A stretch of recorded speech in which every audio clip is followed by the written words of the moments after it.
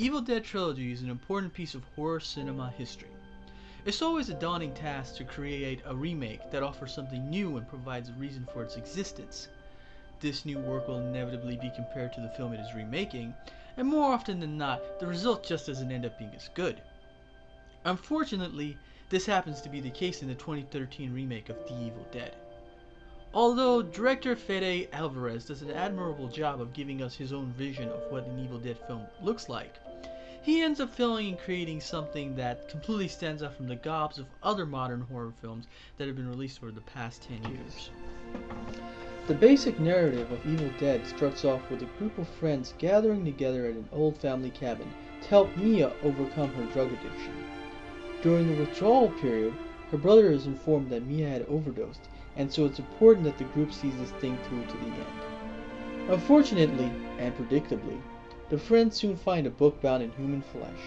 One of them ends up reading from this book, leading to Mia being possessed by a demon.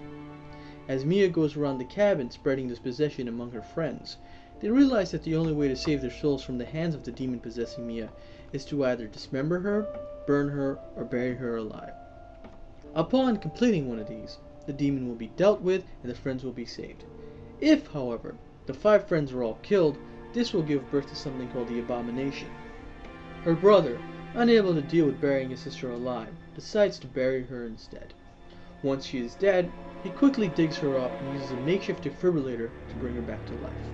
The brother soon sacrifices himself to save Mia from another possessed friend, and with all of them having died at least once, the Abomination is born. Mia ends up finding a chainsaw in the nearby toolshed, which she uses to rip up through the demon, and ends up surviving. Released in the post-Cabin in the Woods world, Evil Dead had ample warning to see the cliches it should have worked to avoid. Unfortunately, the filmmakers failed to realize that they were working inside a cliche. Stupid people do stupid things without a reason in place to help us understand why the characters are behaving as they are.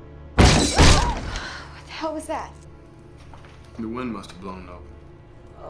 That makes what kind of sense? What really made Cabin in the Woods work was that even as the characters behaved unrealistically, the filmmakers chose to include a voice of reason in the stoner character who would echo what we as the audience were thinking, and a plot element that involved a behavior control vapor that was used to control the teenagers' behaviors.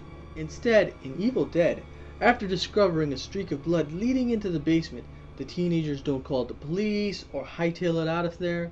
Instead, they decide to remain at the cabin, more worried that Mia gets over her drug addiction than whoever committed this possible murder returning.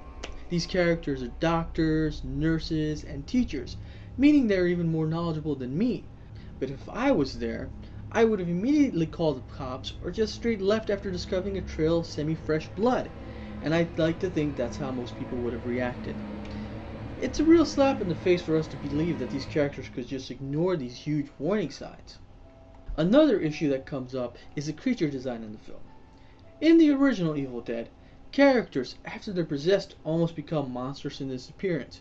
This is more true in Evil Dead 2 than the first one.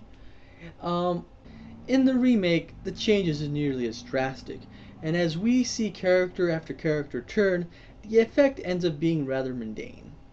The majority of the female characters end up looking like one another, and the transformation simply uses makeup to make the skin appear paler, and a contact lens is placed on the actor's eyes. The original trilogy was far more inventive in those regards. Lastly, the characters, no matter how insane the situation, are directed to react with shock rather than horror. This is among the worst decisions director Fede Alvarez could have made, as even as characters are being impaled by nail guns or being shot with a rifle, their general reaction tends to be that of wild-eyed bewilderment rather than any lingering strokes of pain. That's not to say no one screams in the film, but it's a blink and it's over kind of thing. Characters scream initially upon being attacked, but after being shot, they almost shrug it off like they're Wolverine. The film causes its characters pain, but the characters don't actually seem to suffer from the pain inflicted onto them. Had the director chosen to go in this darker, more evil route, this remake would have had a much more lasting consequence. That said, the film is certainly entertaining. It's just not as good as I was hoping. Modern equivalents would possibly include the Rec series, which I suggest everybody run out and watch.